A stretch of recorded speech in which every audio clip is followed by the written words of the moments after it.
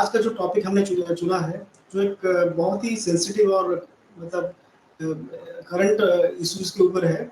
जो टॉपिक है कि reason behind Hindu Muslim conflict in India, जो कि हम देखते हैं कि आए दिन हम लोग टीवी डिबेट्स में या फिर टीवीज में देखते हैं, ब्रेकिंग न्यूज में भी देखते हैं, कोई ना कोई टॉपिक को लेके हिंदू मुस्लिम कम्युनिटी में झगड़ा होता है। हाँ, ये तो नहीं बोल सकते कि देश की हर जगह पे हो रहा है, लेकिन हम लोग देखते हैं कुछ सेंसिटिव जगह है, जैसे बंगाल है, कश्मीर है, दिल्ली में भी राइट्स हुआ है रिसेंटली, और कुछ अलग अलग चीज़ों को लेके बहुत सारे अनबन होती रहती है। और मोस्टली हम लोग देखते हैं कि हिंदू मुस्लिम आपस में भिड़ते रहते हैं। तो ये जो इंडिया में ये जो चलन है, और हर चीज़ को लेके, हर छोटी बड़ी चीज़ को लेके झगड़ा होता है, पत्थरबाजी होती है, सोसाइटी की जो हार्मनी वो डिस्टर्ब होती है। तो इसके पीछे की जो कारण है उसको हम जानने की कोशिश करेंगे। तो ये मेरी पहली क्वेश्चन है सब लोग से, जैसे तो आप एक एक करके बता सकते हैं कि इसके पीछे कारण आपको क्या लगता है। जी, तो जी आप शुरू कीजिए। अच्छा जी, ठीक है, धन्यवाद मुझे बोलने का मौका देने के लिए। तो आपने बहुत अच्छा प्रश्न पूछा और इस प्रश्न के बहुत सारे मायने हैं।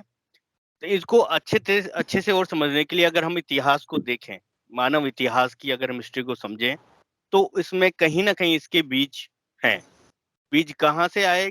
जिसे अगर देखा जाए तो ऐसा नहीं है कि संघर्ष प्रथम बार हुआ है। अगर हम कबीलाई सभ्यता में चले जाएँ या बहुत पुराने चले जाएँ, तो मानो एक कबीला का दूसरे कबीले से लड़ाई, अपने अधिकारों और चीज़ों को लेकर लड़ाई होती रही है। अभी भी हमारे भारत में भी होती है, नदियों के जल को विवाद को लेकर लड़ाइयाँ हो जाती है, घर के चौखटों को लेकर लड़ाई हो जाती है थोड़ा-थोड़ा। तो छोटा-छोटा एक मानव के अंदर अपने हिस्से को लेने की या किसी हिस्से के एडवांटेज लेने की एक मानसिक सोच रही है, ठीक है?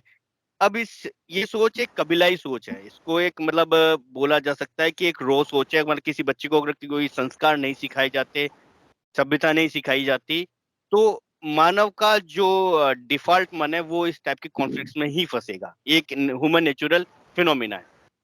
भारत की सभ्यता की ये पहचान रही है कि हमने अपने ज्ञान और तरीकों से और सभ्यता और संस्कृति से ये कल्चर और एक लेयर डेवलप करी है जिसने लोगों को सभ्य रहना सिखाया, उन्नत रहना सिखाया, प्रगति की ओर सोचना सिखाया।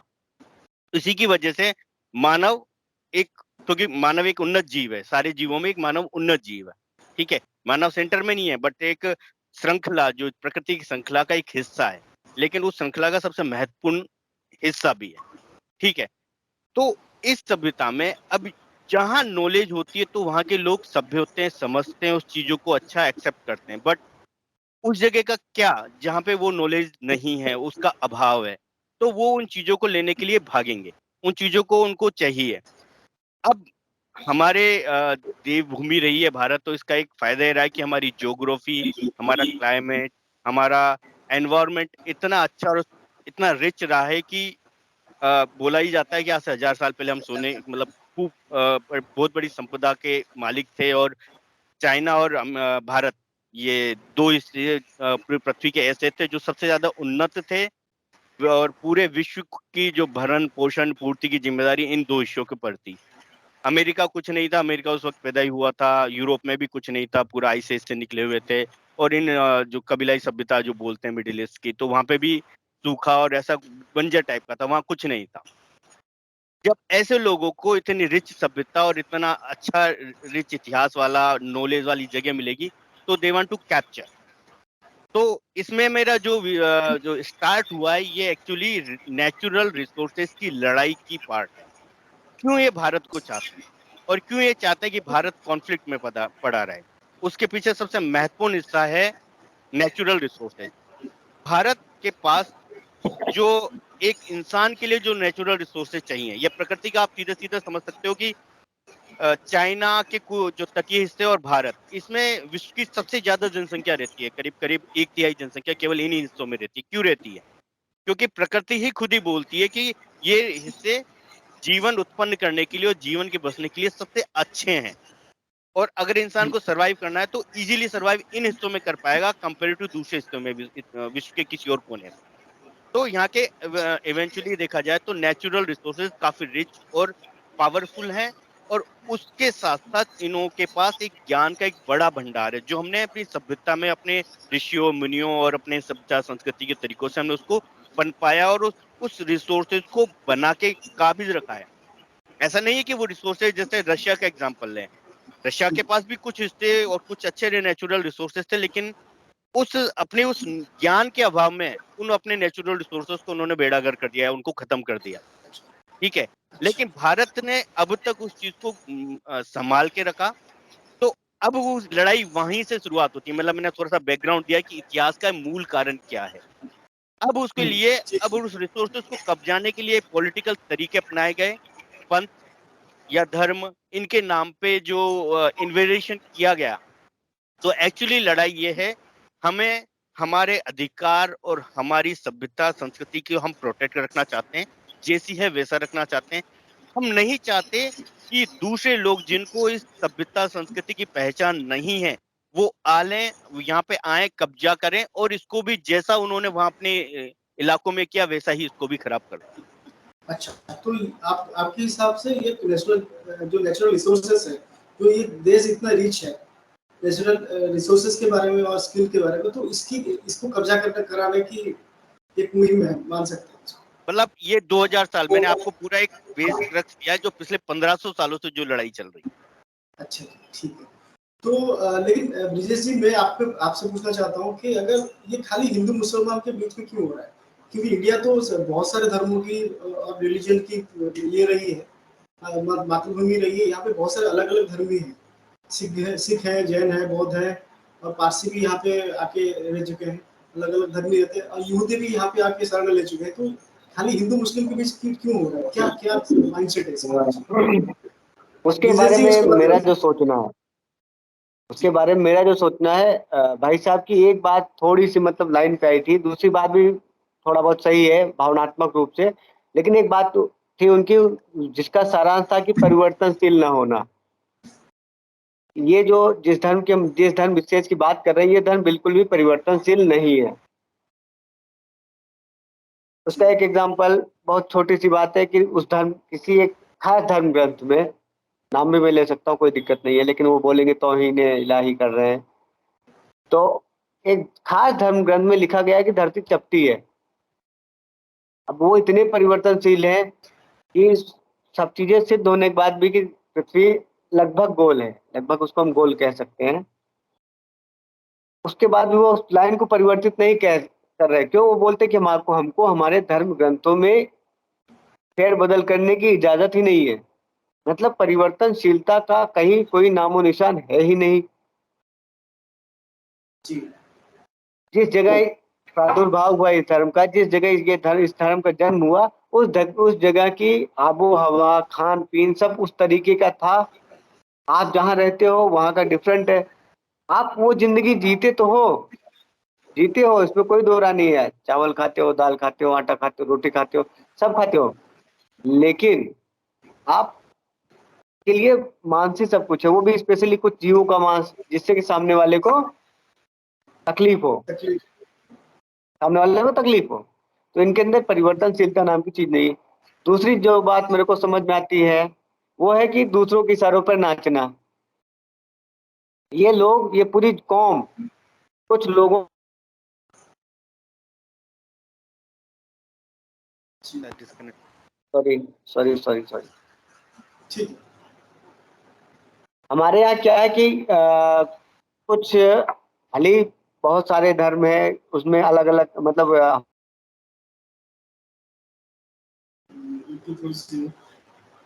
अच्छा, आपकी इंटरनेट पे थोड़ा ठीक है, वो कंटिन्यू सॉरी, कीजिए प्लीज। एक कॉल परेशान करिए। तो हमारे यहाँ है कि हम लोग श्रेष्ठ लोगों की बात मानते हैं। हमारे यहाँ की अभी का जो सीन चल रहा है कि जातिगत व्यवस्था जो है वो जन्मजात है, पहले कर्मणा थी, कर्म के सिद्धांत पर चलती थी। ठीक है, तो हम लोग बहुत ऐसा नहीं, पंडित जो है उनकी बातों पे यकीन करते नहीं करते, हम अपने तर्क को प्रस्तुत करते हैं। इस धर्म में तर्क को प्रस्तुत कर ही नहीं सकते। कहीं आप एक तर्क को प्रस्तुत करना चाहें तो नहीं प्रस्तुत कर सकते। क्यों? क्योंकि भाई कोई एक थर्ड पर्सन बोलता है कि नहीं तुमको ये इजाजत ही नहीं है कि तुम अपना कोई तर्क प्रस्तुत करो। और जो करेगा तौहीन नबी बस एक सजा, सरतन से जुदा, सरतन से जुदा। ये डायलॉग मार के उसको उड़ा देंगे, यही तो करेंगे ना। तो लोग डर के कारण अपनी तार्किक क्षमता को खो चुके हैं और खाली कुछ चीजों का ही वो पालन करते जा रहे, करते जा रहे, करते जा रहे। दूसरी चीज ये, तीसरी चीज भावना, तीसरी चीज भावना, कि इनके अंदर भावना प्रधानता जो है वो शून्य है। एक मिनट, सॉरी, आप तब तक बात कर लीजिए। ठीक है, तो मैं पास करता हूँ देवाशीष के पास।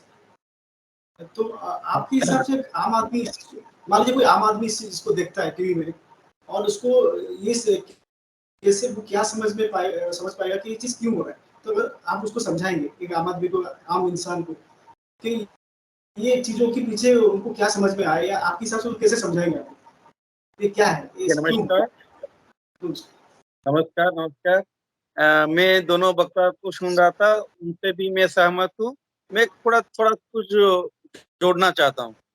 इसमें क्या है ना, उनका जो अभी आप बोले कि वो बाहर से आए, ठीक है, बहुत लोग बाहर से भी आए, पारसी आए, यहूदी आए, मुस्लिम आए और क्रिश्चियन भी आए। इनका बीच में एक ही धर्म के लोग क्यों अलग है? आपका जो टॉपिक रखा है हिंदू मुस्लिम कॉन्फ्लिक्ट, उनका साथ तो नहीं है, पारसी का साथ नहीं है, वो लोग उनका हम लोग के साथ मिल गया है, यहूदी भी मिल गए हैं और थोड़ा कुछ आपका क्रिश्चियन भी मिल गए हैं, पर ये क्यों नहीं मिलते हैं? इनका पीछे उनका सोच है, थॉट्स है, और थॉट्स का पीछे उनका जो किताब है, किताब में जो लिखा है उसको चेंज नहीं हो सकता है। जैसे कि किताब में ऐसे ऐसे चीज लिखा है, जैसे कि आप लोगों जो गैर मुसलमान है उनको मार देना चाहिए, उनका साथ मिलना नहीं चाहिए, और any religion other than Islam is not acceptable, ऐसे कुछ बहुत चीज लिखा है उसमें। तो इसका बाद तो भारत स्वाधीनता पाने का बाद हमारा गवर्नमेंट का अपीसमेंट शुरू हो गया कि उन धर्म का संरक्षण कीजिए।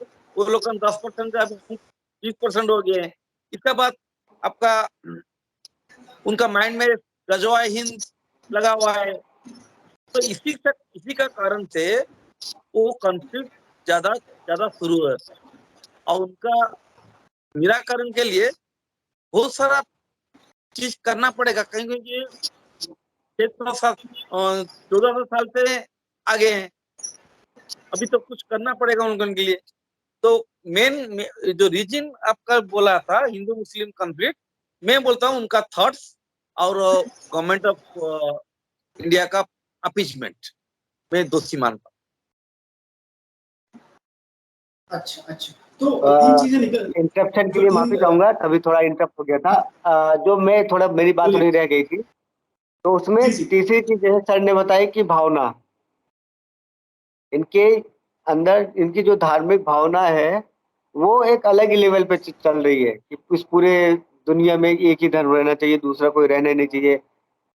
अब ये जब तक इंसानों तक, अगर चलो मान लो इंसानों तक भी इन्होंने पूरे इंसानों को कन्वर्ट कर लिया, ये इंसानों के बाद में जानवरों को कन्वर्ट करना चालू करेंगे, चींटियों को पकड़ पकड़ के उनका खतना करके उनका भी इस्लामीकरण करना चालू कर देंगे। नहीं, ये चींटी भी जो है इस्लामिक होनी चाहिए, वरना चींटियों को रहने का अधिकार ही नहीं है। तो ये इनकी भावना है, और ये भावना कैसे है? ये भावना इस तरह से है कि नाच रहे किसी के इशारों पर, जैसे वो बोलते क्या है कि हमने यहाँ पर हजारों सालों तक राज किया है। ऐसे मैंने वीडियो देखा, हमने हजारों सालों तक राज किया। भैया तुमने नहीं राज किया, जो तुमको ये बता रहे हैं कि जाके ये बोलो उन्होंने राज किया। राज उन्होंने किया ना, चाहे वो उनके यहाँ का कोई बादशाह ही बैठा हो, अगर वहां का कोई एक मौलवी जो कि सबसे ज्यादा तक में उसको मिले हुए हैं, वो जाके बोलेगा नहीं तुमको ये करना है, तो उसको करना है। अच्छा जी। इस बात करना को है मैं एक तो काउंटर करना चाहूंगा कि उन्होंने, ये सबसे बड़ा मिथ है कि उन्होंने हमारे ऊपर राज किया। कभी भी कोई मुस्लिम आक्रांता पूरे भारत हाँ, पे नहीं किया, आज तक की तारीख में राज पूरा नहीं कर पाया। ये सबसे बड़ी नहीं किया, विभ्रांति नहीं है। किया, ठीक है।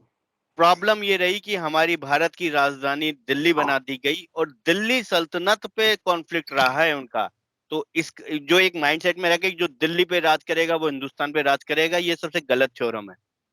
मराठा साउथ के बारे में देखोगे, चोला और पांड्या और ओहम, इतने सारे साम्राज्य लाइन से कलिंगा, इन राज्यों में दूर दूर तक कोई मुस्लिम आक्रांता दूर तक नहीं पहुंच पाए थे। और ना वो मतलब अंग्रेज, कई जगह तो ऐसी हैं जहां अंग्रेज भी नहीं पहुंच पाए थे कभी लास्ट मोमेंट तक। आज हमेशा से वो आज तक आजाद रहे हैं। भारत में कुछ हिस्से ऐसे भी हैं जो आज तक किसी के गुलाम नहीं रहे, वो भी इन्होंने मौजूद है। भूभाग पर राज किया, इन्होंने जमीन के टुकड़े पर राज किया है, इन्होंने हिंदुस्तान के दिल पर राज नहीं किया।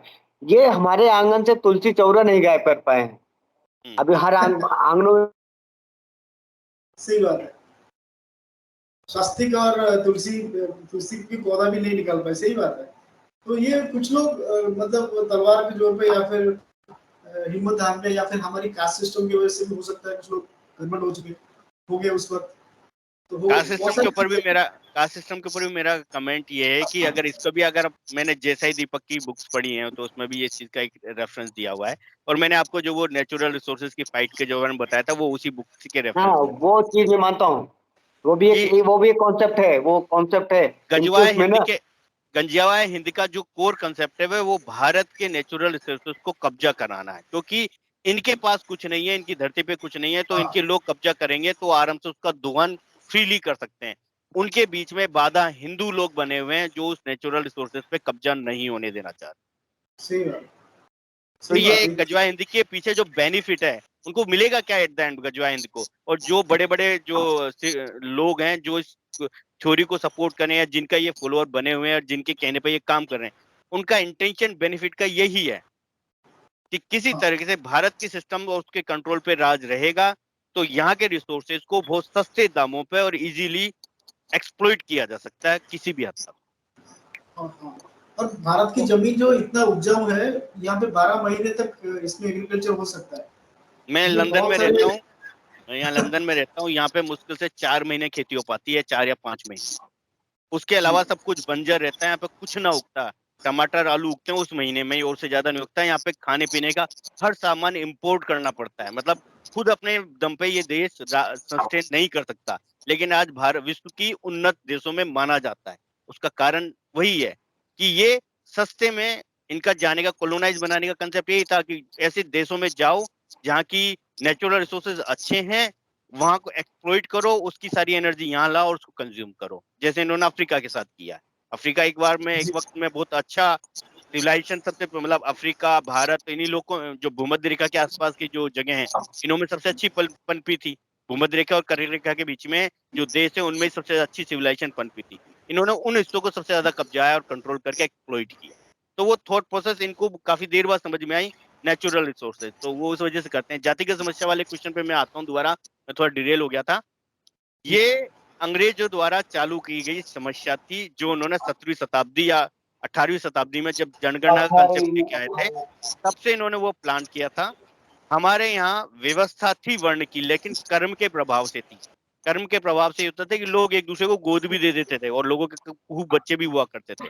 तो हमारे यहाँ समस्या थी, लेकिन वो समस्या कुछ हिस्सों में थी और वो भी कर्म के प्रभाव से थी।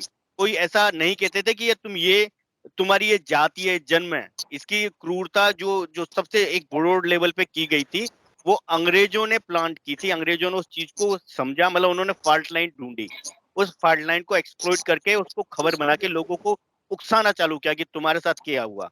एक सबसे बड़ी कहावत है कि हमें ये पढ़ाया गया कि भारत आजाद कैसे हुआ, वो एक कहानी पढ़ाई जाती है, लेकिन ये कोई नहीं पढ़ाता कि भारत गुलाम कैसे हुआ।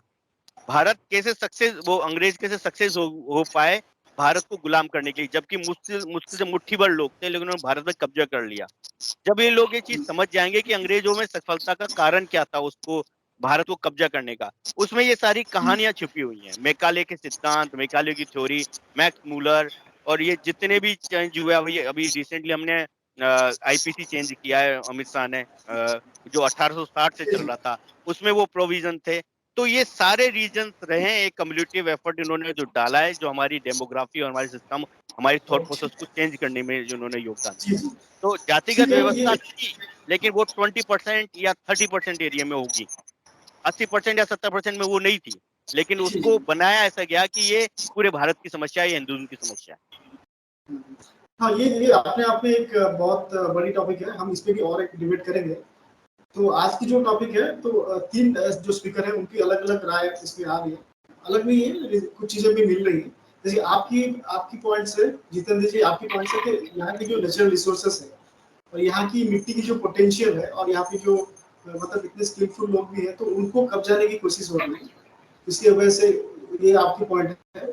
और ब्रिजेश जी का पॉइंट है कि एक ऐसी कम्युनिटी जिसकी अपनी जो धकियानुसी सोच है, पुरानी सोच है, उसको ना छोड़ने का और उसको हिसाब से मॉडर्निटी के हिसाब से ना बदलना और उसको जो बदलने की कोशिश करे उसके साथ कॉन्फ्लिक्ट करना, ये एक रीजन है। और देवाशीष जी के हिसाब से जो गवर्नमेंट की इतने सालों से अपीसमेंट रही है कम्युनिटी को बहुत ज्यादा मतलब चीजें प्रोवाइड करने से, उनके अंदर जो सेंस ऑफ ओनरशिप और जो क्या बोलते हैं हक से मांगो, जो ये फीलिंग्स है कि हम तो यहाँ के मतलब क्या बोलते हैं ओनर है, हम जो कहेंगे गवर्नमेंट वैसे ही करेगी, वोट की वजह से, अपीसमेंट की वजह से। तो जो अभी जो उनको कुछ चीजें छीना जा रहा है, फिर करंट गवर्नमेंट के पॉलिसी के हिसाब से कुछ चीजों से उनको महरूम किया जा रहा है, इसकी वजह से ये एंगरनेस, ये कॉन्फ्लिक्ट, ये चीजें हो रही है। तो तीन ये पॉइंट्स मतलब अगर सम अप करेंगे तो ये निकल के आ रहा है। तो ठीक है, हमारी जो दर्शक है उनको भी ये समझ में आया होगा कि ये रीजंस हो सकती है ये कॉन्फ्लिक्ट के पीछे, जो आजकल हम देखने को मिल रहा है कि हिजाब के लिए प्रोटेस्ट होना, शाहीन बाग में सीए एनआरसी के लिए प्रोटेस्ट होना, तो कुछ चीजें उनसे छीनी जा रही है या फिर पॉलिसी के तहत बदलाव हो रहा है, इसकी वजह से उनको खटक रहा है। तो ये एक रीजन हो सकता है। तो हम लोग नेक्स्ट प्रोग्राम पे जी जी अगला क्वेश्चन मैं पूछना चाहूंगा जी कि क्या इसके पीछे का इतिहास क्या हो सकता है, मतलब लगता क्या है कि आज जो हो रहा है इसके पीछे क्या हुआ होगा और क्यों हुआ होगा, हाँ, मतलब ये तो कितना पेड़ आज पुराना है, फल फूल रहा है, इसके पीछे क्या क्या घटनाएं रही हैं आज तक। ये चीजें आपके हिसाब से, आपकी जानकारी के हिसाब से कितना पुराना है, कब से शुरू हुआ, कहाँ से शुरू हुआ, किसने शुरू किया, तो इसके तो डिटेल में थोड़ा जानना चाहते हैं। तो अभी तो मान लीजिए करंट सिचुएशन ऐसा है, ये कब से शुरू हुआ और कैसे शुरू हुआ, किसने शुरू किया, तो आप इसके ऊपर थोड़ा सा मतलब बोल सकते हैं, आपको पॉइंट दीजिए आपसे। इतिहास में जो जानकारी जो लिखा गया है, लिखने में तो मोहम्मद बिन कासिम से शुरुआत हुआ था 17वीं या 7वीं 8वीं शताब्दी, 8वीं 9वीं शताब्दी के बाद शुरुआत हुआ है। और उसके पीछे मतलब जो हमारी, अब बोला जाता है कि हमने जो हथियार उठाने बंद कर दिए या हमने सेल्फ प्रोटेक्शन बंद कर दी, उसके बाद से इनको मौका मिल गया कि यार ये तो सहनशील लोग हैं, इनको आसानी से डराया जा सकता है, धमकाया जा सकता है, तो उनको पावर मिल गई। मतलब जो बौद्ध धर्म का जो ग्रोथ था, मतलब बौद्ध धर्म में हिंदू धर्म से ही निकला हुआ पार्ट है, लेकिन कहीं ना कहीं इतिहास की जो मैंने समझ डेवलप की है, बुद्धिज्म ने हमको थोड़ा कमजोर कर दिया था। हमने हथियार उठाने छोड़ दिए थे। हमारे भगवानों को तो पूजते हम, जो हथियार हमेशा हाथ में रखते हैं, लेकिन उनको बस केवल पूजते ही थे, हमने हाथ में रखना छोड़ दिया था। अहिंसा अहिंसा के पीछे हम इतने ज्यादा पागल हो गए थे कि नहीं, हमने अपनी जमीन को बचाने के लिए लड़ना छोड़ दिया था। उनको ये लगा कि यार ये तो कितने मूर्ख हैं, हम इनको कुछ भी कर देते हैं, ये कुछ बोलते ही नहीं है, ये खुद अपने में मस्त है, तो इन्होंने अपने रिसोर्सेज कब्जाने चालू कर दिए थे। तो उनको मौका मिला, और ये इतनी मतलब उनके यहाँ तो कुछ उगता नहीं था, खाने के लिए भी उनको मतलब पकड़ना पड़ता था, ये सब पकड़ना मतलब नॉनवेज ही खा पाते थे, तो वो दौड़ते इधर आए, उनको दिखा कि यहाँ बड़ी उन्नत सभ्यता है, फिर उसको मतलब उसको एक्सप्लॉइट करने लगे थे। अब वो अनएथिकल वे से उसको एक्सप्लॉइट करने लगे, तो हमारे लोगों ने रिटेलिएट करना स्टार्ट किया कि नहीं तुम गलत कर रहे हो। तो जो लोग थे वो आगे आए, वो उनको प्रोटेक्ट करने लगे, तो फिर वो एक लड़ाई वहां से चालू हुई। तो जो अच्छे योद्धा थे, शिवाजी महाराज जैसे मराठा, और जो उन्होंने तो बहुत अच्छी तरह से उनको पुरजोर थोड़ा पीछे रखा, राजपूतों ने कई उनको काफी रोक के रखा काफी हद तक। लेकिन जैसे जैसे हमारी जहां जहां शक्ति कम होती चली गई या आपस में फूट पड़ती गई, तो इनका प्रभाव बढ़ता गया। तो प्रभाव वही है कि लड़ाई बस केवल यही है कि हम अपने कैरेक्टर्स को, अपने जो मूल कैरेक्टर है, जो सनातन सभ्यता से जुड़ा हुआ है, हम उसको प्रिजर्व रखना चाहते हैं, लेकिन ये उसको हटा बिल्कुल खत्म कर देना चाहते हैं। इनका वो जैसे इन्होंने बताया ना कि इनकी भावना ही ऐसी है, क्योंकि ये बदलना नहीं चाहते हैं। इनको ये बोल दिया कि हम कबीलाई सोच में ही खुश हैं, वही है कि हमारा राइट है और हम उसी में रहना चाहते हैं। तो वो उस वजह से ये समस्या डे बाई डे बढ़ती जा रही है, और इसका अपीजमेंट सबसे ज्यादा फायदा ले रहा है वेस्ट। अंग्रेजों ने इस चीज को थोड़ा बढ़ाया था। मैं अंग्रेजों को इसका कल्पित देता हूँ कि हिंदू मुस्लिम का समहाउ मतलब औरंगजेब के बाद थोड़ा सा डाइल्यूट होने लग गया था, और इनकी जमीन खत्म हो चुकी थी काफी हद तक। लेकिन जो जी इश्यू को जो अपीजमेंट किया, वो अंग्रेजों ने उसको अपीजमेंट किया, और उसको हमारी सरकारों ने कंटिन्यू किया। अच्छा। इस तो बारे में मैं कहना चाहूंगा, तो खाली एक भावना हुई ना, जैसे आपने बताया, भावना हुई, एक विचारधारा हो सकती है जिसका हम क्वेश्चन था कि इसके पीछे का इतिहास क्या है। इसके पीछे के इतिहास को हम 4 हिस्सों में बांट सकते हैं। पहला कि मुगल शासन से पहले का काल, दूसरा मुगल शासन का काल, तीसरा हो सकता है ब्रिटिश का काल, और चौथा हो सकता है कि ब्रिटिश के बाद का काल। इन 4 हिस्सों में बांट सकते हैं, बराबर। तो अभी अगर मुगल के काल के पहले की बात करें तो मक्का में भी है लिखित कि 300 उनके किताब में लिखी है कि 365 मूर्तियां थी जिनको तोड़कर वहां पर मक्का का निर्माण कराया गया, वो ठीक उसी जगह। जबकि अब इस धर्म की खासियत देख लीजिए, जैसे कि आपने बोला है, उस बात में से एक बात निकल रही है कि किसी भी तोड़ी हुई जगह पर, किसी दूसरे की धार्मिक जगह पर आप मस्जिद नहीं बना सकते, अपना कोई भी स्थान नहीं बना सकते। किताब बोल रही है, लेकिन इनके में क्या है, जो किताब बोलती है करो ठीक उसका उल्टा, जहां अपने फायदे की बात हो, सीधे फायदे की बात हो सीधा करो, उल्टे फायदे की बात हो उल्टा करो। तो इनकी जितने भी इनके जो धार्मिक स्थल है, मोस्ट ऑफ वही बने हैं जहां किसी और का धार्मिक स्थल था या है रहा। ठीक है। एक सवाल ये, और इस इनके मतलब इसी के अंदर है कि मुगल इतिहास के पहले क्या हुआ होगा। इराक ईरान तक जब शासन फैला था तो वो जमीन भी भूमध्य रेखा के पास की जमीन है, तो वहां पर जो मानवीय सभ्यता थी ठीक ठाक कंडीशन में फल फूल रही थी। तो वहां से डोमिनेट होना चालू हुआ है। जिस जगह से ये उत्पन्न हुए थे, अभी भी उनकी फोटो देखोगे आप, ये तवलची दिखेंगे, वो भी पोलियो ग्रसित तवलची। तबलची भी ढंग से नहीं, तबलची अब अभी भारत की तबलची तो खाए पिए मोटी एकदम मस्त टोन निकाल के बैठे होते, तबले बजाते। ये वो तबलची दिखते हैं जो कि पोलियो ग्रसित हो, अंग अंग इनका पोलियो ग्रसित हो। आप देख लो, मुगलों के जो वंशज थे या मुगल आए थे, उनकी रेयर पिक्स देखेंगे तो वो वैसे दिखेंगे। तो ये लोग क्या करते थे, आक्रमण करते थे। इनके अंदर जो 72 हुर्रों का कॉन्सेप्ट आया, वो भी इसी कारण आया कि जब ये कहीं इन्होंने सर्टेन जगह पर आक्रमण किया तो 1000 आदमी आए, लेकिन क्या होता था कि 1000 आदमी तलवार के साथ में, और 1000 आदमियों में 450 महिलाएं, कुछ बच्चे, कुछ पुरुष और कुछ बुढ़े। ये एक सिनेरियो बनता था। ये आते थे 1000 नौजवान, तलवारों से काट के शुरुआत में लूटे पाटे चले गए, स्त्रियों के साथ वही जो भी किया किया और छोड़ के चले गए। लेकिन बाद में ये हुआ कि वहीं छोड़ के चले आ रहे हैं, उसके साथ में लेके जाना चालू किए। ये साथ में ले जाना चालू किए, वहीं से इनके दिमाग की बत्ती जली कि हमारे अंदर परिवर्तन तब संभव हो सकता है या तो हमारा डीएनए उतना उन्नत हो कि हाथी का डीएनए है, कहीं भी रहेगा वो हाथी जैसे ही दिखेगा, या फिर हमारा डीएनए हाथी में इम्प्लांट हो। तो ये वही वही चीज लेके, कॉन्सेप्ट लेके आए कि स्त्रियों से पुत्र उत्पन्न करना, तभी राज कर सकते हो, बाकी तो जाओगे तुमसे ज्यादा शरीर वाले मिलेंगे, 10-10 तुमको ऐसे दबा के खत्म कर देंगे अगर सेना के साथ भिड़ गए। पहले ये आते थे छोटे छोटे टुकड़े लेकर गांव गांव पे हमला किया, लूटा पाटा चले गए, सेनाओं से नहीं लड़ते थे। बाद में सेनाओं से लड़ना चालू हुआ जब इनकी संख्या बढ़ती चली गई। 1000 मतलब कई सौ सालों का इनका रहा है इतिहास, तब जाके इनकी सेना हुई, बाकी इनके पास सेना वगैरह ना भी कोई चीज ही नहीं थी। ठीक। उसके बाद में फिर पूरे भारत में इन्होंने वही किया, जब से वो मोहम्मद गौरिया, नादिर शाह अब्दाली, तैमूर लंग, मतलब एकदम पूरा एक है कि कई सारे आक्रमण हुए। उन्होंने भारत को छोटे छोटे भूभाग पर उन्होंने राज किया, और वो राज में इन्होंने जितना शुरुआत में इन्होंने कन्वर्ट नहीं किया है, शुरुआत में काटा है।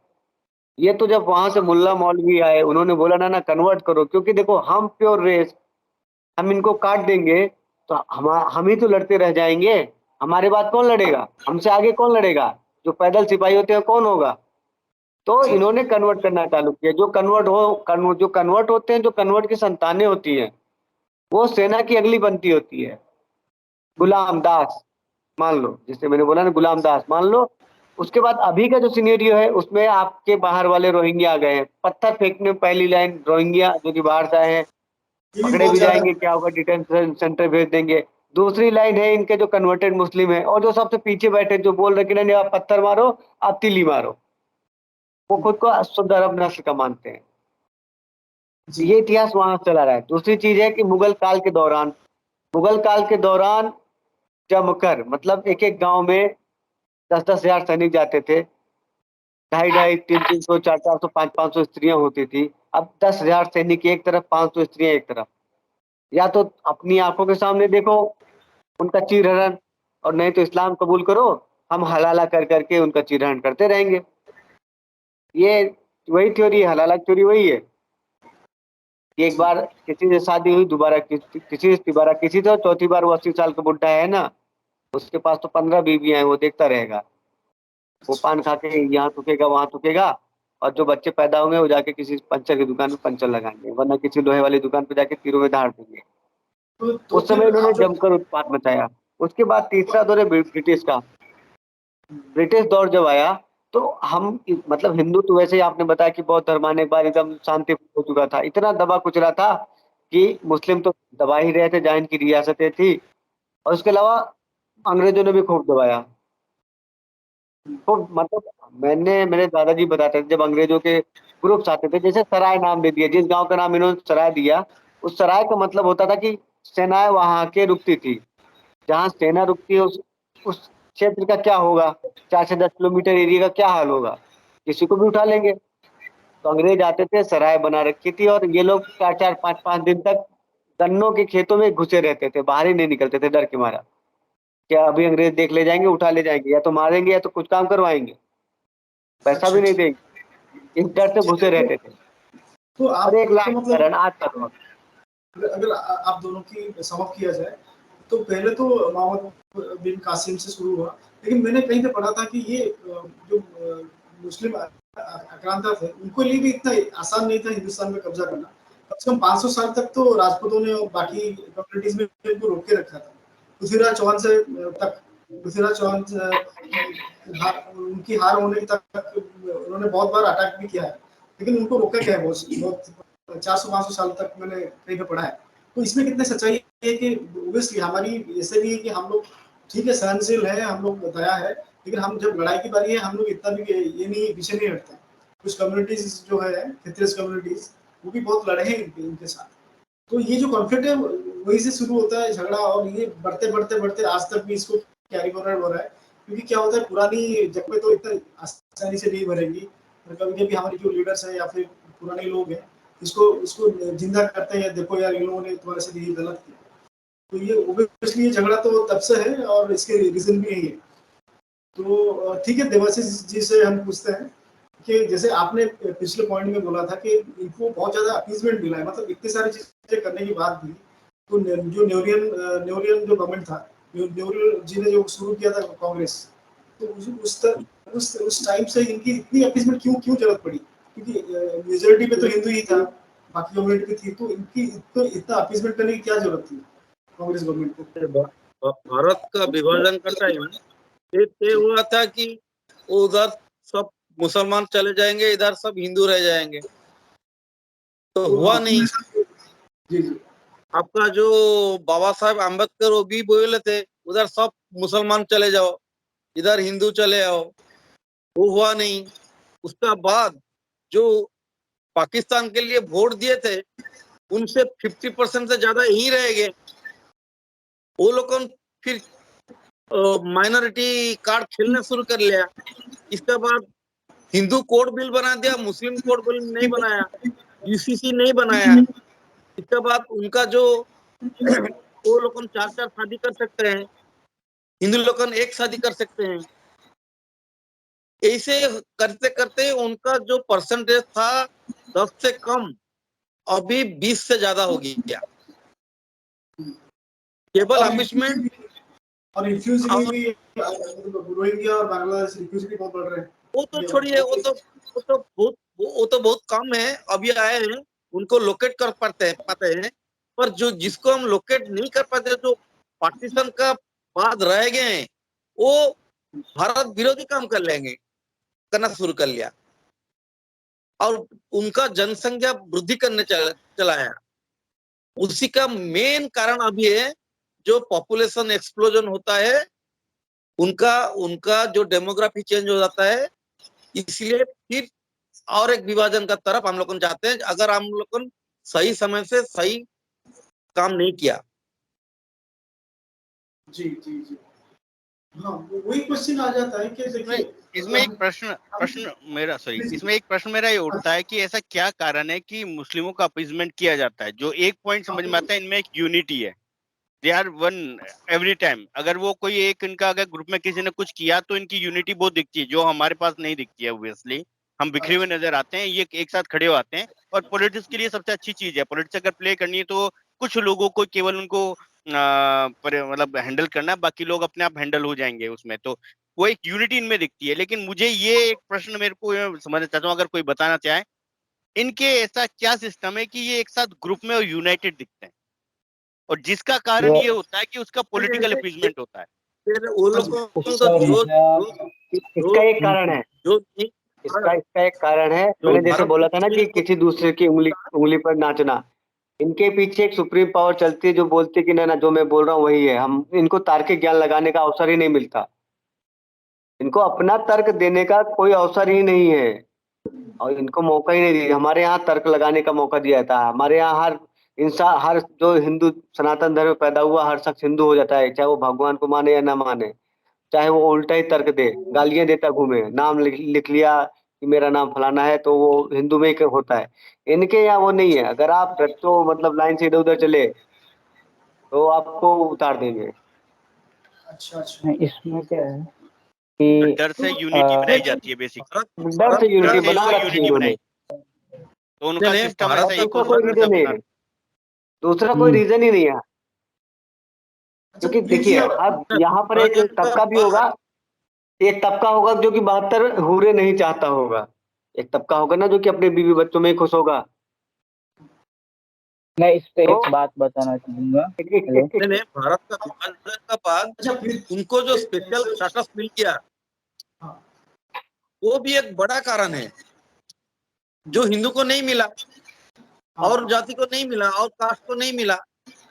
मिला मिला वो लोग उनके यहाँ करना अनिवार्य है, उनके यहाँ करना अनिवार्य है। उनके यहाँ 5 टाइम की नमाज नहीं तो आपको शुक्रवार को जाके नमाज ही पढ़नी है। यहाँ तो कितने हिंदू ऐसे हैं जो कि मतलब सालों में नहीं जाते मंदिर, किसी धर्म कथा में जाते, बट कोई धार्मिक प्रवचन नहीं सुनते।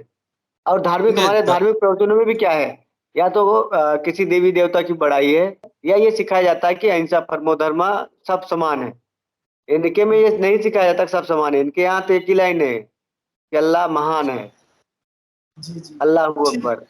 ये मुझे ऐसा लगता है बहुत कि इन्होंने हमारे धर्म की लाइनों को हमसे ज्यादा इन्होंने आत्मसात कर लिया। जैसे धर्मो रक्षते रक्षित है, तो they know better than us, जी जी। We can say. हाँ जी बोलते हमें किताबों में हमारी हमारे लिखा है, लेकिन मानते वो ज्यादा है। नहीं नहीं, देखिए बिल्कुल पशुओं में एक धारणा होती है कि झुंड में रहना, पशुओं में एक धारणा होती है झुंड में रहना, तो ये वही है। हमारे यहाँ खुद को शेर समझते कि नहीं नहीं, हम झुंड में नहीं भी रहेंगे तब भी देख लेंगे, और ये लोग सोचते नहीं नहीं झुंड में रहो सेफ रहोगे, शेर का भी शिकार कर लोगे। ठीक है। तो ओवरऑल हमें जी जो डिस्कशन से निकल पुराना के आया है, पुराना है, तो ये तो मतलब जो हाँ जी बोलिए बोलिए सर। नहीं, ये जो झुंड में रहने का जो तरीका वो लोगों ने अपनाया है, वो विभाजन से पहले भी है, पर विभाजन हाँ का बाद हम लोगों का ये जो हाल हो गया है, हिंदुओं का हाल हो गया, सनातनी का हाल हो गया, क्योंकि सिख और जैन ये सब तो हिंदू सनातनी, पर एक ही जो ग्रुप है उन लोगों का, उनको जो स्पेशल स्टेटस मिल गया है, गवर्नमेंट ऑफ इंडिया से मिल गया है 70 साल एक से, चीज और होती है, वही एक चीज और मैं मानता हूँ कि हर एक चीज की एक आयु होती है लगभग। एक वो पैदा होता है, बड़ा होता है, जवान होता है, फिर बुजुर्ग होता है। तो वैसे हमारा सनातन धर्म बहुत पुराना है। ये जिस समय पैदा हुआ, जब ये अपनी जवानी पर था तो उसने धरती के बहुत बड़े भूभाग पर अपना राज्य स्थापित किया था। धीरे धीरे ये बुजुर्ग हो रहा है। अब ये हमारा आपका काम है कि इसको फिर से पुनर्जीवित किया जाए एक नए रूप में, जैसा पुराना था। आपने अगर जी जी छोड़ी, हमें जैसे हमारे हमें पुराने सनातन हमारी धर्म के सिद्धांतों ने अपनी जगह छोड़ी है, तो कुछ नए सिद्धांतों के साथ में हम फिर खड़े हो जाए ना। सुनिए, सनातन में ऐसे तो कोई चीज है, इतना इतना विरोध का बावजूद भी हम लोग बचे हैं 100 करोड़ का आसपास। एक चीज, हाँ हाँ, आपकी इस बात से मुझको एक चीज याद आई, अगर इसको जरूर ध्यान दीजिएगा कि इंदिरा गांधी जब सनातन कभी प्रधानमंत्री थी, पर हम लोग को लगना चाहिए, विरोध करना इंदिरा गांधी चाहिए। जब इंदिरा गांधी जब प्रधानमंत्री थी तब जी। उनकी सरकार गिरी थी नसबंदी को लेकर। मैं जिस भूभाग से आता हूँ उत्तर प्रदेश के, तो मेरे गांव में बहुत लोगों की नसबंदी हुई थी, और मतलब बगल का गांव मुस्लिमों का मतलब टुकड़े थे, मुस्लिमों में किसी की नसबंदी नहीं हुई, और यहाँ पर हिंदुओं में 16-16 साल के लड़कों को उठा के लेके गए, नसबंदी कर दी, बेचारों की शादी नहीं यही तो हुई बोलता और हूँ उनको नसबंदी करके खत्म कर दिया। अरे भैया, यही तो वही बोलता हूँ appeasement। अपीसमेंट। तो मतलब शायद जो चीजें निकल के आ रही है कि देखिए इंडिपेंडेंस के अभी बाद मान लीजिए, यूसीसी, हाँ मान अभी लीजिए, यूसीसी लागू करने से क्या होता है माहौल देखिए। अभी यूनिफॉर्म सिविल कोड लागू करने से पहले का माहौल देखिए क्या होता है। कुछ नहीं होगा।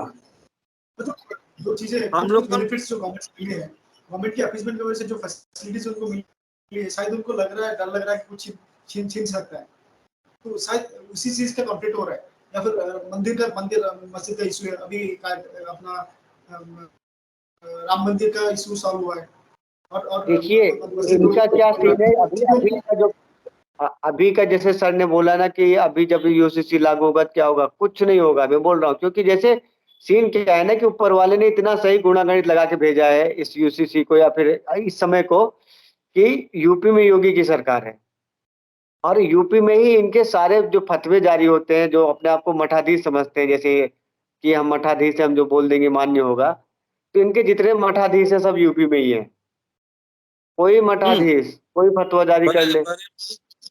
बट सीए भी तो यूपी में बड़ा बवाल करने की कोशिश की गई थी, सीए को हाँ, लेकर और कुछ फार्म कर लॉ ले, को कुछ लेकर कर भी।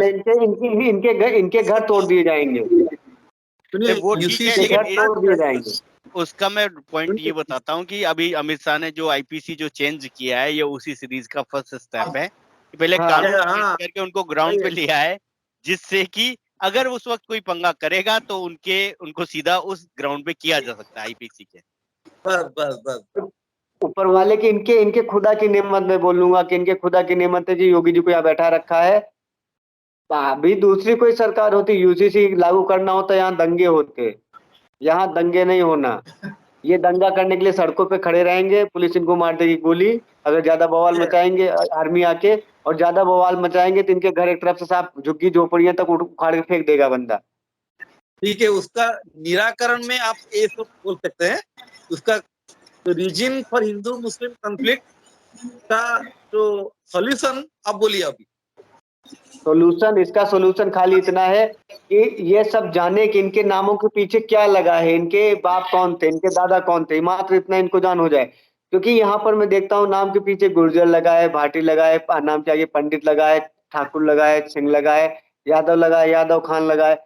तो जब उनके नाम के पीछे अभी तक तुम एक टाइटल लेके हिंदुओं वाला चल रहे हो, तो इसका मतलब कि पूर्वजों की ये इच्छा थी, दो इच्छाएं, एक तो उनकी इच्छा थी कि इनके नाम के पीछे ये लगा रहने दो, ताकि इनको मालूम चलता रहे, इनको ये दर्द होता रहे कि तुम क्या थे, हमने तुमको जबरदस्ती कन्वर्ट कर दिया। दूसरी चीज, इनके पूर्वजों की एक मनोधारणा थी कि नहीं, किसी दिन इनकी आंखें खुलेंगी, ये वापस चले जाएंगे अपने हिंदू धर्म में, मात्र ये हिंदू धर्म में आ जाए। और जो कर्मणा, इनके आने के बाद ही कर्मवादी सिद्धांत के अनुरूप, जन्मजात सिद्धांत ने कर्मवादी सिद्धांत के अनुरूप जातियों का चयन होना चालू हो जाए, सारा कॉन्फ्लिक्ट खत्म। तो वही मेरा तो सोल्यूशन ये, हाँ, मेरा सोल्यूशन उस मेरी हिसाब से है तो आप कि बोल रहे हैं जी सर, उसके लिए कुछ बाकी गवर्नमेंट ऑफ टेस्ट हैं, गवर्नमेंट को कुछ करना पड़ेगा और हम लोगों हाँ जी, को भी बात कुछ कुछ करना, गवर्नमेंट को करना पड़ेगा हाँ और रूल चेंज करे, यूसीसी लाए और जो रूल भी लाए, हम लोगों को क्या करना पड़ेगा, हम लोगों को घर वापसी करना पड़ेगा और उनका साथ छोड़ना पड़ेगा उनको। जो घर वापसी कर रहे हैं उनका साथ देना पड़ेगा, हाँ, जिन्होंने घर वही वापसी की उनका साथ देना पड़ेगा, क्योंकि जो घर वापसी करते हैं उनका कोई साथ ही नहीं देता, वो बेचारे अकेले पड़े रहते हैं। हाँ हाँ हाँ हाँ, घर वापसी करो, ये उनको मेरे बॉयकॉट मेरे करो, मेरे एक, हाँ, बॉयकॉट भी करो, उनको बॉयकॉट करो, बाकी लोग कुछ हैं, जो काम है वो है बॉयकॉट हमारे करो। साथ कुछ बाकी गेस्ट भी हैं, अभिजीत जी डॉक्टर विराज बताइए। और हाँ, ठीक है। हाँ, मैं ये बोल रहा हूँ कि हमारे पास कुछ और भी गेस्ट हैं, डॉक्टर विराज और प्रीत पटेल, तो हम उनसे कुछ क्वेश्चन सवाल जवाब कर सकते हैं। तो आप कुछ पूछना चाहते हैं, पूछ सकते हैं हमारे गेस्ट से।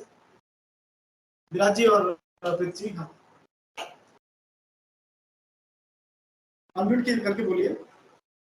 आप कुछ बोलना चाहते हैं या कुछ पूछना चाहते हैं, अपना पॉइंट रखना चाहते हैं डिस्कशन पे? मैं कुछ पूछना तो नहीं चाहता हूँ, फिलहाल सुन रहा हूँ मैं। अच्छा, लास्ट में देखो, ठीक है फिर। बहुत तो आज लेट में हमारी ज्वाइनिंग किया हूँ मैं। मतलब सुधार स्टेप्स के लिए मैं बहुत अपना ही एक इनपुट दमदार देना चाहता उत्साह है। हूँ। आज हाँ जी, आज का एक न्यूज है, आज छत्तीसगढ़ में 10 परिवार जो कन्वर्ट हुए थे वो लोग घर वापसी हुआ है। अरे क्या सही बात। तो एक दूसरी न्यूज भी आया, मैंने कहीं पे देखा कि 1 लाख लोग क्रिश्चियनिटी को कन्वर्ट हो चुके हैं। के राजा तो इसका कुछ न्यूज भी आया है। कन्वर्जन भी बहुत जल्दी कन्वर्जन लॉ आना चाहिए। एंटी कन्वर्जन लॉ तो चाहिए देश में, लग रहा है। गुलाम नबी आजाद ने आज स्टेटमेंट दिया है वो न्यूज में कि सारे मुसलमान पहले हिंदू थे, उनको ये मान लेना चाहिए।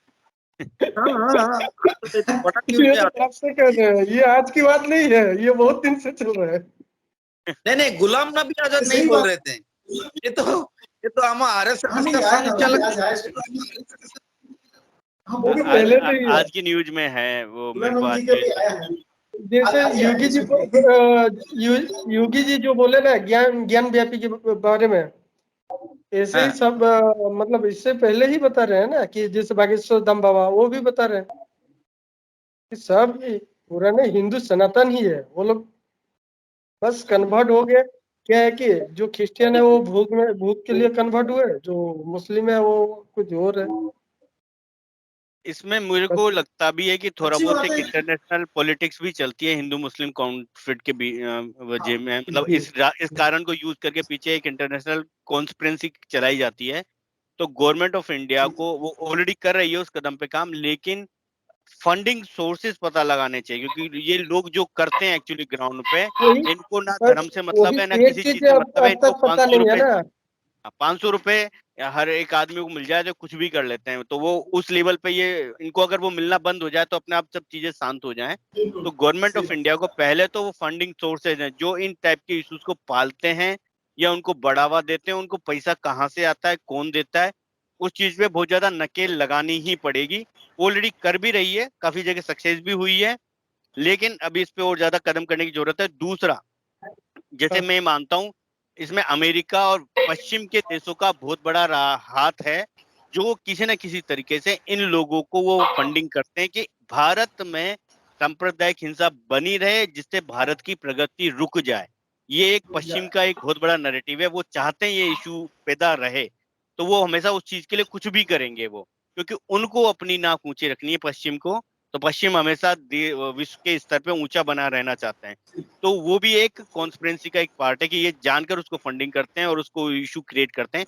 तो गवर्नमेंट को, जैसे जयशंकर अब सीधे सीधे जवाब देने लगे हैं, इस चीज के ऊपर भी थोड़ा गवर्नमेंट को भी एक हार्ड स्टेप्स लेने चाहिए कि जो इस टाइप के इशू को पालते हैं या बढ़ावा देते हैं या फंड करते हैं, उनके साथ सख्त से सख्त कदम लगाए जाने चाहिए और वो सामने आना चाहिए पब्लिक। जी, जी, बिल्कुल, बिल्कुल। ये तो एक बहुत ही मतलब सीरियस पॉलिटिकल इश्यू है जो इसको गवर्नमेंट को करना चाहिए।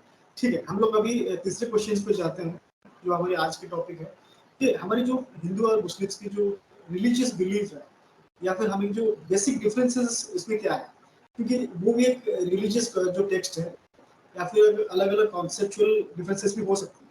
तो हमारी जो धर्म की जो सोच है, या फिर सनातन की जो अलग-अलग विधियाँ हैं या फिर कॉन्सेप्ट है, वो उनसे किस किस तरीके से अलग है?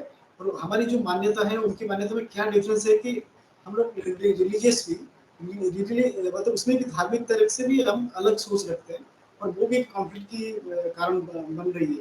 तो आप हमें बताइए कि हमारी धर्म के अंदर क्या-क्या बेसिक डिफरेंसेस हैं, सोच में, कॉन्सेप्चुअली और रिलीजियसली? जी। ब्रिजेश जी, आप शुरू करें।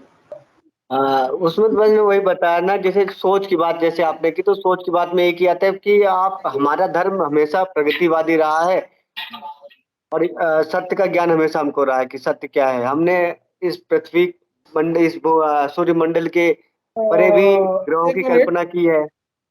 ठीक है, तो बस वही है कि ये लोग परिवर्तनवादी नहीं है, ये परिवर्तन नहीं करना चाहते और हम मतलब परिवर्तन। लंदन में जो रैली किए थे आप लोग, ये सर जी, जो आपका हुआ था लंदन में जो रैली किए थे, हम्म। हाँ तो जी। वहाँ का रिएक्शन क्या था? अरे कहाँ? मतलब लोगों खूब का सपोर्ट। भारत की जो कल रैली हुई थी, इंडिपेंडेंट डे की रैली की बात कर रहे हैं आप? जी जी जी। हाँ, अरे बिल्कुल, तो वह यूनिटी दिखाना था उसका मकसद। अंग्रेजों को दिखाना तो नहीं था, कम से कम, क्योंकि जिस हिस्सों में हुई थी वहां पे अंग्रेज ज्यादा नहीं है। वो इनसे ज्यादातर या तो खालिस्तानी सपोर्टेड हैं या फिर ये पाकिस्तानी सपोर्टेड है। तो उनको जवाब देना था कि देखो यहाँ पे भी इंडियंस हैं, तो वो हम सक्सेसफुल रहे उस चीज को, इंडिया की यूनिटी। दूसरी बात क्या हुआ कि एक दिन में दो मतलब हुआ, आपका रैली हुआ। दूसरी बात, रूस जो PM prime minister Rishi Sunak, ऋषि वो सुनक भी ने हिंदू, एक मैं था प्रोग्राम उस बना मीटिंग के में, रखे थे। मैं उस मीटिंग में था।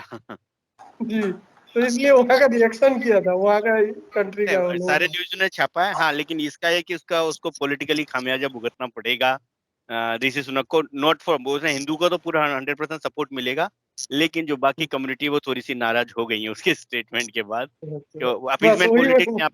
यहाँ पे अपीजमेंट पॉलिटिक्स है। तो अभी यहाँ पे भी नेक्स्ट ईयर इलेक्शन है, देखते हैं क्या होता है।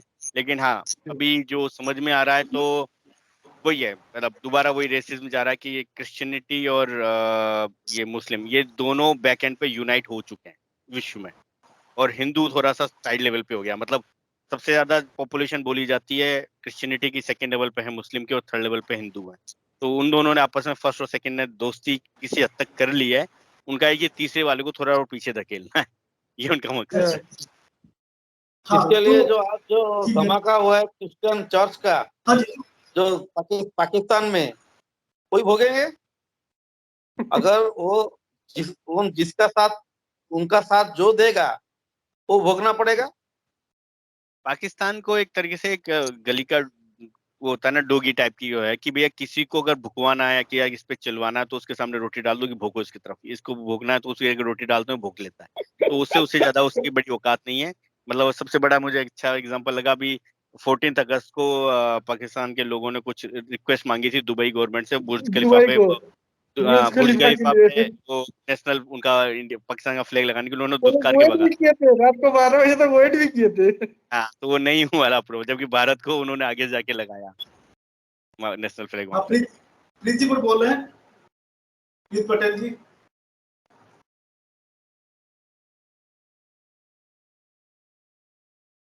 हाँ, आप कुछ बोल रहे थे प्रीत जी।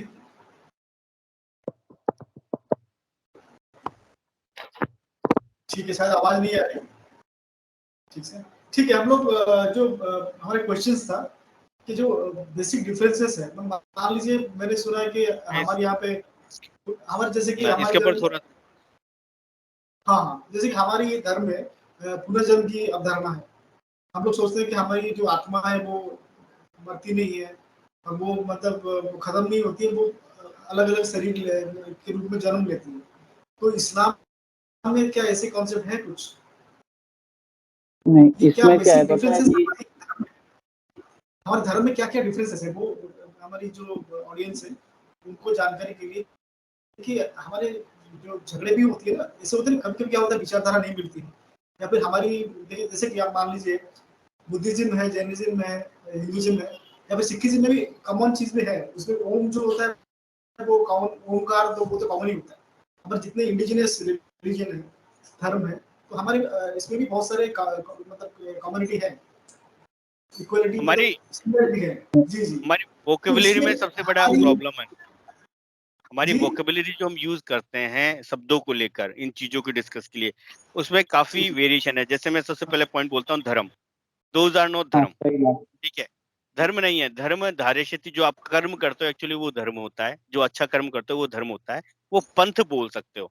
हमारे क्या है कि वो अंग्रेजों के पास है, बुद्ध अपने तरीके से जीते हैं, पारसियों का अपना एक पंथ है, हमारे यहाँ पे भी अलग अलग है, सेवत्व है, शाक्त हैं, और वैष्णव है। तो सबके अपने अपने रिचुअल्स, अपने अपने तरीके हैं, वो वही हैं। तो हम डाइवर्सिटी में फिर भी यूनाइट रहते हैं, लेकिन उसका पीछे हमारा वो है, हम धरती को माँ मानते हैं। ये लोग धरती को मां नहीं मानते। जिस धरती पे ये रहते हैं उस धरती की पूजा करना सीखें, उसका सम्मान करना सीखें, उसकी रेस्पेक्ट करना सीखेंगे, तो हो सकता है कि ये भी थोड़े से सुधर जाए। लेकिन मैं वही रिजिडनेस की वजह से, जो मुझे सबसे बड़ा कारण जो लगता है, सनातन धर्म जिस धरती से हम पैदा हुए हैं, जिस धरती से हम अन्न जल फल मिलता है और जिस धरती में समाते हैं, हम उसकी रेस्पेक्ट करते हैं, हम उसकी पूजा करते हैं, हम उसको माँ मानते हैं। ये उसको एक कमोडिटी बोलते हैं कि धरती एक उनकी कमोडिटी है, इनके पास वो सारे राइट्स हैं उसको यूज करने के लिए और एक्सप्लॉइट करने के। तो वो बेसिक थॉट प्रोसेस है। मैं जी इनकी भी बात नहीं कर रहा, मैं क्रिश्चियनिटी को भी इसमें इंक्लूड करता हूँ। They have a similar kind of thought कि एक जो रिसोर्सेस है, नेचर को एक कमोडिटी सोचना और नेचर को हमारे जीवन का हिस्सा मानना, मतलब उसको अपना पार्ट मानना, अपना माँ रिश्तेदार वो मानना, वो भावना का डिफरेंस मुझे सबसे बड़ा लगता है। बाकी और सबके अपने अपने बिंदु हो सकते हैं। ना, हाँ, बात आपकी सही है। आवाज आ रही है? हेलो, हाँ, आ रही है। हाँ आवाज आ रही है? ओके, नहीं, आपकी बात सही है एक्चुअली। ये भी पहले क्रिश्चियनिटी भी ऐसी ही थी।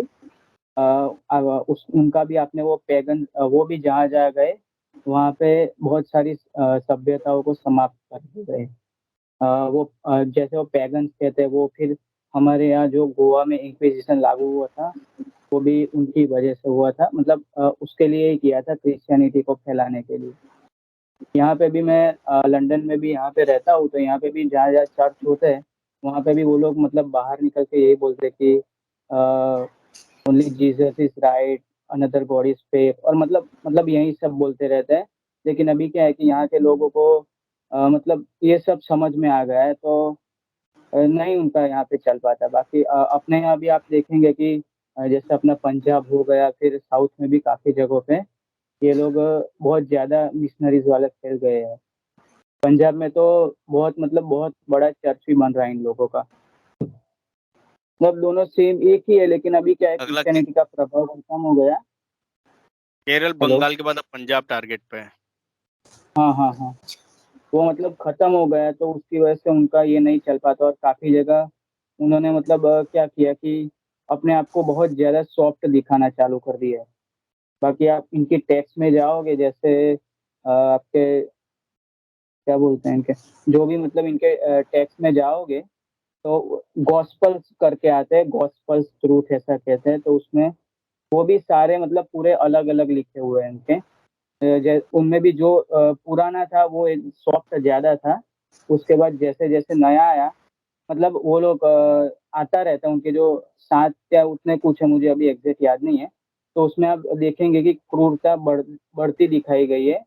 उसमें उस टाइम यहूदी वहाँ पे थे, तो ज़्यादातर उनके लिए ही वो दिखाई है। वो अपना जब ये यहूदियों का नरसंहार किया था, वो उनमें भी ये फैक्टर बहुत बड़ा था, क्रिश्चियनिटी। और जी वही जी इस्लाम ने भी वही किया कि वो भी उसी की तरह तलवार की जोर पे ही फैला है। उसने भी जहाँ जहाँ गया वहाँ वहाँ काटता रहा। लेकिन अभी और दूसरा रीजन ये भी है कि आज आज भी आप काफी सारे मतलब मुस्लिम से मिलेंगे तो उनको खुद के बारे में ही पता नहीं होता। वो मेन रीजन है कि जागरूकता उन लोगों में नहीं है, क्योंकि बचपन से उनको मतलब डरा के रखा जाता। डर और लालच, ये दोनों चीज दी जाती है। अगर वो मानना चाहे, आप अगर ऐसा बोलोगे उनको कि भाई ये लिखा है, तो वो पहले तुरंत से मना कर देगा। फिर और ज़्यादा बात करेंगे और वो बोलेगा लिखा है तो ठीक है ये सब। फिर आप बोलेंगे मतलब जैसे ही बात धीरे-धीरे पैगंबर या अल्लाह पे आएगी, वो मतलब अच्छा मुस्लिम भी कब राक्षस बन जाएगा उसको खुद को पता नहीं चलता। मतलब इसमें भी बहुत सारी चीज़ें, मतलब मेन रीज़न यही है। इस्लाम वैसे तो जहाँ-जहाँ गया उसने मतलब सबको खत्म कर दिया, लेकिन अपने जब भारत तक आया तब वो उतना अटैक नहीं कर पाया आज तक। और यही मेन है। और आज बदल रहा है, आप देखेंगे मतलब यूट्यूब पे भी काफ़ी सारे एक्स मुस्लिम चैनल आ गए हैं। उसमें भी मतलब जब वो लोग डिस्कशन करते हैं तो उनको मतलब खुद को ये पता नहीं रहता कि भाई अरबी पढ़ना जानेंगे, पढ़ लेंगे, लेकिन वो उसको समझ नहीं पाएँगे। मतलब समझ में नहीं आती, लेकिन खाली ऐसे ही रटने के लिए रट लेते हैं। चलिए, हमारे अच्छा, साथ भी खाली तो रट्टा संस्कृत मारते हैं जैसी इसको। आती है। ठीक। संस्कृत के साथ हाँ, हमारे साथ भी तो यही। हाँ हाँ, वो तो बात सही है, अपने साथ सही है, लेकिन हमारे में ऐसा नहीं होता ना कि भई एक चीज़ को नहीं मानते। जैसे आपने बोला कि अलग अलग पंथ हो गए, जैनिज्म, सिखिज्म, वो भी सारे हिंदुइज्म के ही पार्ट है, लेकिन मतलब ऐसा नहीं मानते कि भाई इसको हम ही सही है बाकी सब गलत। अपने यहाँ करते हैं लेकिन शास्त्रार्थ करते थे, ऐसा लड़ना नहीं, मतलब अगर नहीं मानता है तो उसे मार दो, ऐसा नहीं करते थे। हाँ, वो जो उन्होंने वो पहले मतलब बोला था कि बेसिक तार्किकता रख। सनातनियों की मुझे लगता है डीएनए में एक बेसिक चीज है कि मतलब बेवजह किसी को परेशान मत करो, जहाँ पे भी रहो तो वहाँ उसकी मतलब उन्नति के लिए काम करो। जैसे कि बहुत सारे एनआरआईज और जो भाई हैं, सनातनी भाई हैं, बाहर जाते हैं, वो देश के कंट्रीब्यूट करते हैं अपनी नॉलेज के हिसाब से, अपनी मतलब सर्विस बेसिस की वजह से, डॉक्टर हो, इंजीनियर हो, या फिर मैनेजर हो, जो भी जो पोजीशन में है, या एंटरप्रेन्योर भी हो, तो वो उस देश की तो बेनिफिट्स करते ही हैं, और ऑब्वियसली हमारे देश की नाम भी ऊंचा करते हैं। तो ये एक बेसिक सनातनी थॉट्स है कि मतलब वसुधैव कुटुंबकम, सबकी अच्छा सोचो, जहाँ पे भी जाओ उसकी ग्रोथ पे काम करो। लेकिन जो आपने बोला कि सेंसर मतलब क्या होता है, एक कंपैशन बोल सकते हैं, ग्रेटफुलनेस है, हम जहाँ पे सुविधाएं मिल रही है तो उनकी एक ग्रेटफुलनेस होनी चाहिए। लेकिन इनकी जो सोच है, इनकी जो धार्मिक सोच है कि कब्जा करो, नेचुरल रिसोर्सेज को अपनी मतलब अपनी मुट्ठी में रखो, गुलाम करो, बाकी लोगों को परेशान करो, तो यही शायद उनकी रिलीजियसली शायद रिलीजन शायद सिखाती है या फिर प्रमोट करती है। जैसे कि सर ने बोल रहे थे कि जो बाकी लोगों को काफिर बोल के उनको एलिमिनेट करो, उनको परेशान करो, तो वो भी एक रीजन हो सकती है। तो ये बेसिक चीजें निकल के आ रही है। तो देवाशीष जी, आप फाइनली इस पे क्या बोलेंगे कि क्या डिफरेंसेस हैं जो हमको कॉन्फ्लिक्ट क्रिएट कर रही है या फिर अलग कर रही है? दुनिया में दो पंथ है, एक है सनातनी, एक है अब्राहमिक। तो सनातनी में हम लोग को जो हिंदू, सिख, जैन, बुद्धिज्म ये चले आते हैं। अब्राहमिक में चले आते हैं वो क्रिश्चियन, यहूदी और मुस्लिम वगैरह। उसमें बहुत अंतर है। Human Hinduism is related to human, और दूसरे वाला जो अब्राहमिक है वो उल्टा। उसमें थोड़ा चेंज आया है क्रिश्चियन का, पर मुस्लिम का नहीं आया है, और नहीं भी आएगा।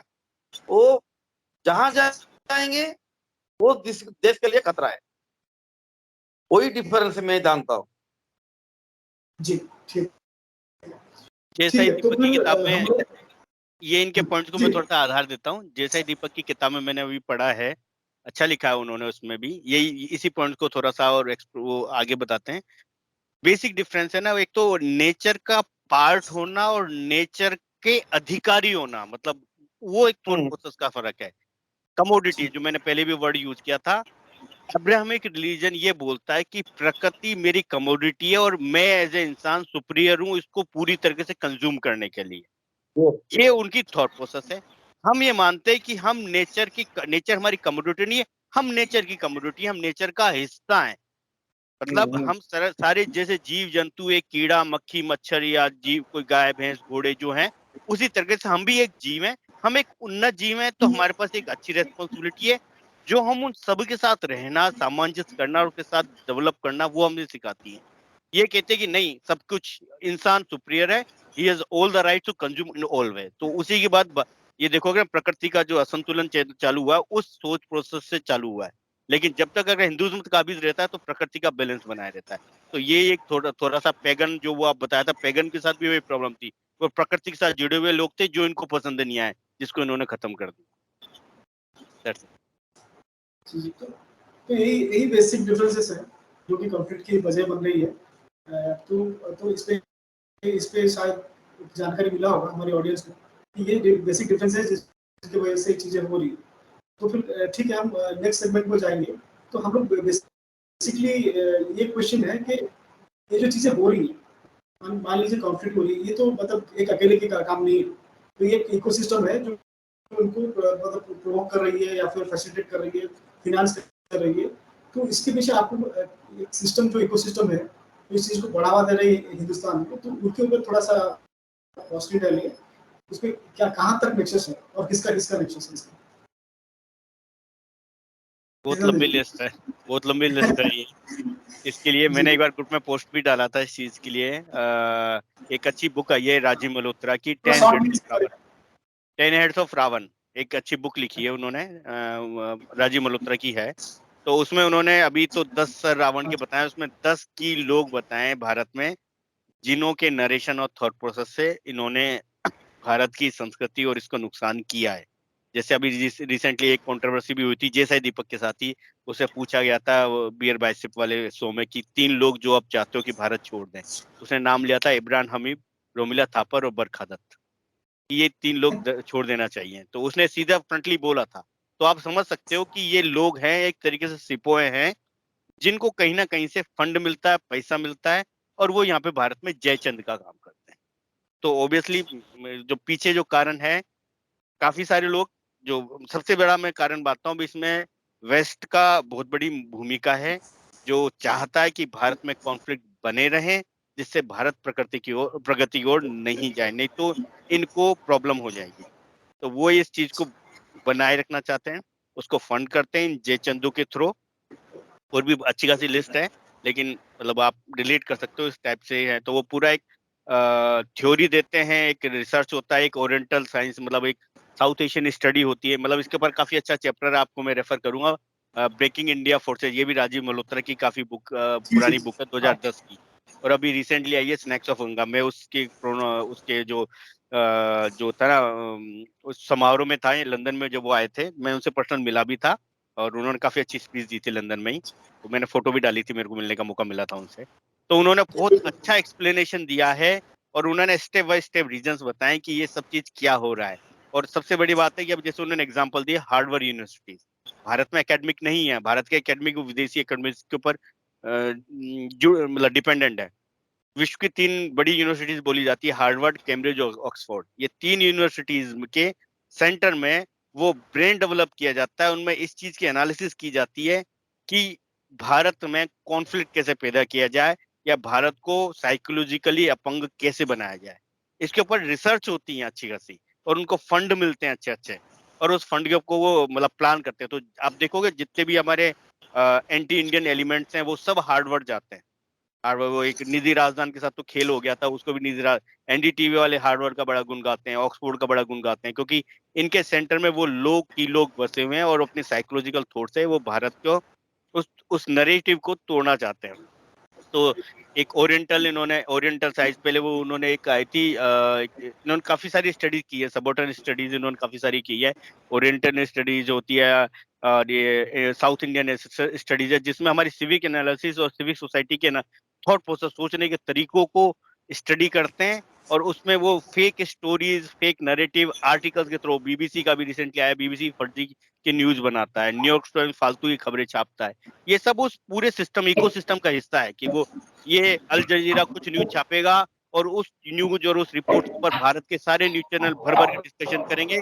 जो चीज का आधार नहीं है, जो झूठी है, वो लोग सच मानने लग जाते हैं। तो ये मुझे कहीं ना कहीं हिस्सा इसमें और भाई बताओ बिजनेस तो आज हिस्सा है, और वेस्ट जो जो आज पश्चिम की इधर बिजनेस कंपनियां वो उसके तो पीछे। उससे क्या किया उसके अच्छा, आपको आपको नहीं लगता कि गल्फ से भी कुछ होगा, सऊदीज और मिडिल ईस्ट से भी इसके पीछे कुछ होगा, क्योंकि वो भी तो चाहते होंगे हिंदुस्तान इस्लामिक बन जाए, तो यहाँ पे वो सारे। केवल पश्चिम कंपनियों की निगाहों में ऊंचा होने के लिए वो हरकत करते हैं। उनको सबक मिले हैं, जब उनके पास तेल के भंडार थे आज से 15-20 साल पहले, जब उनको बड़ा गुरूर था तेल का, तब उन्होंने वो हरकत करी है। लेकिन अब ये रिसेंटली जो डेवलपमेंट हुई है, आप देखोगे दुबई तो का भक्त हो चुका है। सऊदी अरेबिया इनफैक्ट जो कट्टर मुस्लिम है, कोर मुस्लिम देश है, वो लिबरलिज्म के राह पे आ गया। उसने कई सारे रूल्स अपने काफी इजी डाउन कर दिए हैं। उसको भी समझ में आ गया कि कट्टरता से बढ़ेंगे नहीं, परिवर्तन जरूरी है और उन्हें एक्सेप्ट करना जरूरी है। जो जो एक्सेप्ट करता जाता है वो भारत का दोस्त बनता जाता है।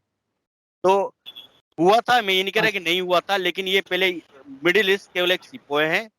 मेन जो लड़ाई है, हम भारत एक तरीके से एक हिस्सा था, जो आज से अगर 30 साल पहले की बात करते हैं तो 30 साल पहले तो भारत ये शीत युद्ध का एक मोहरा था। रशिया और अमेरिका, इन दोनों की जो युद्ध की जो लड़ाई हो रही थी, इसका एक हिस्सा था, जिसको रशिया अपने तरीके से यूज कर रहा था। मतलब रशिया हमारा एक अच्छा पार्टनर है, अच्छा दोस्त रहा है, लेकिन ऐसा नहीं है कि वो भी 100% हम भारत के लिए सही रहा है। अगर इतिहास पढ़ोगे तो आपको नंबर ऑफ रीजन मिलेंगे जो रशिया ने भी भारत के लिए गलत किए हैं।